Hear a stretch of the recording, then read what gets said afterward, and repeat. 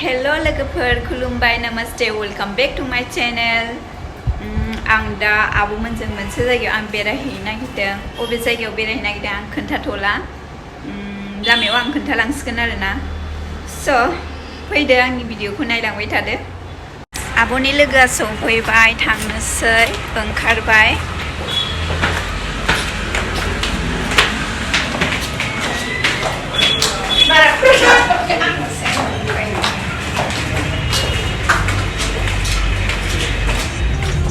लोगोफोर थांगासिनो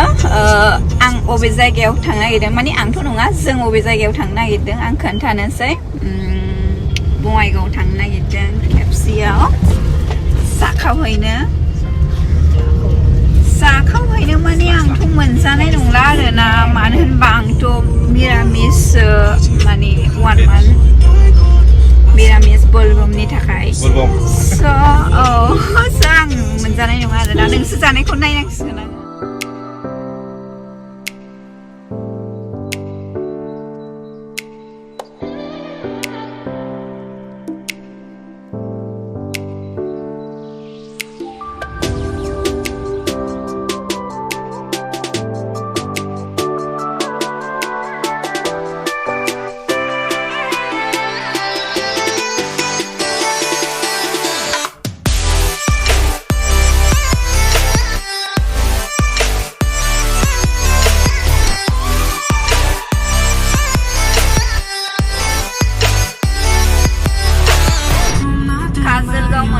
Kazelgaw Bridge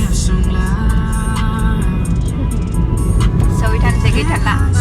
सफैबाय बङाइगाव मोनबायानो जाबाय दा अफाय थांनाय जागोन आब' अफाय थांगोन होनदोंमोनलाय सियार नायनो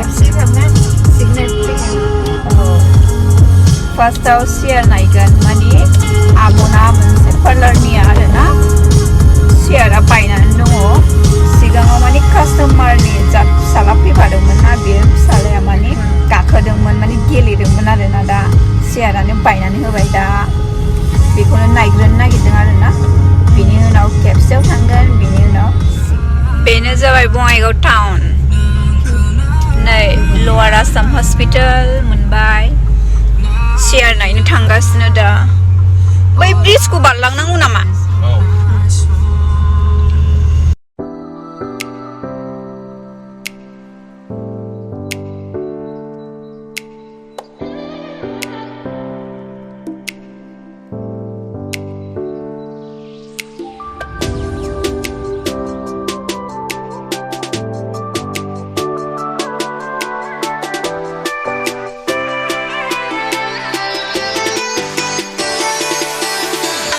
लोगोफोर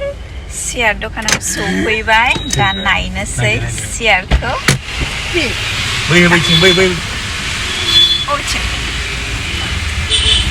बेगा आब' गरम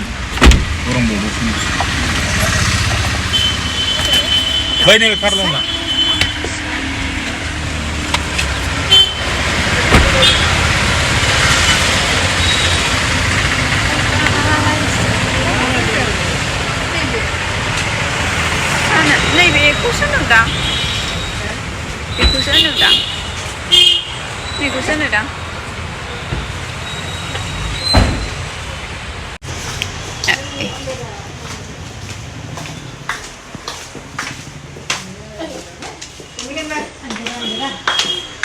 खोमसि लाइट गैयाबो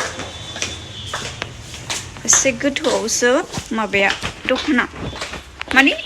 सिगांनिफ्रायनो आरो ओरैजाय गोलावनो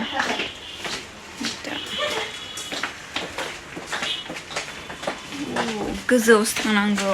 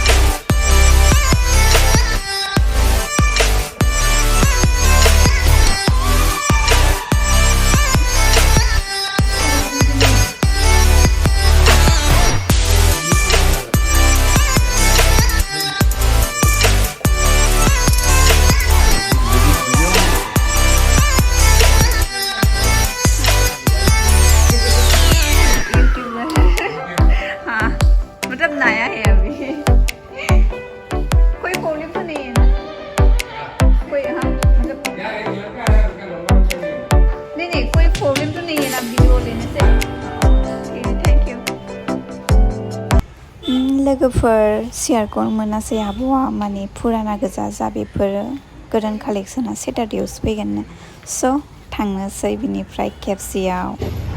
सौफैबाय केएफसिआव नै लोगोफोर दा जाखावनोसै आंथ' मोनजाया माने जाथ'वा नालाय सिगाङावनो खोन्थाखाबाय आङो आब'मोनहा जासिगोन मालाय बेसोर जानायखौ नायांसिगोन आङो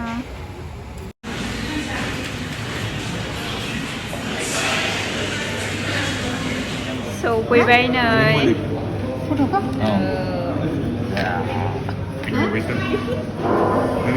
जाखावसिगोन आब'मोनहा आइसक्रिम जासै चक्लेटनि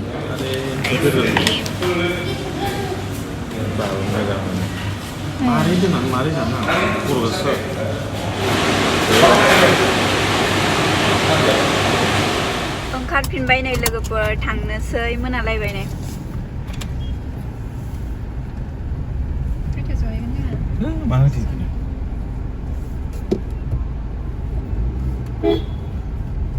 बाय बाय केएफसि मालाबा फैफिनसिगोन दे जानो मा खालामदों लोगोफोर जोङो सिगनेटआवबो थांनो होन्दोंमोन ना नाथाय दिनै थांथ'ला जोङो मोनाबायबो ओंखायनो उननि भिडिअआव लाबोसिगोन आङो सिगनेटनि